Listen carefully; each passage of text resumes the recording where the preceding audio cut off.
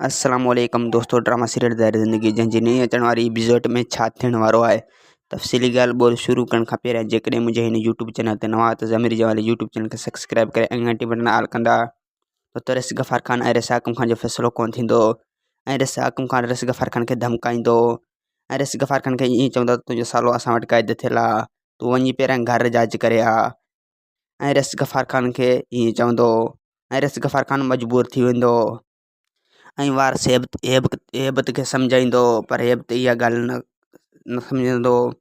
हेबत सभु ॻोठ वारा रिस गफ़ार ख़ान जे ख़िलाफ़ु करे छॾींदो, छो जो हू ओठे जे ऐं कमाल ख़ान जे ख़िलाफ़ु हले थो। ऐं रिस हाकिम ख़ान ओठे वारनि सां इहा ॻाल्हि कंदी त रिस गफ़ार ख़ान कमज़ोर थी चुको आहे, पर रिस गफ़ार ख़ान कमज़ोर न आहे थियो, छो जो उन जा माण्हू कुझु क़ैद थियल आहिनि ऐं रबनि आज़ादु थियो त रिस हाकिम ख़ान खे ख़बर पइजी वेंदो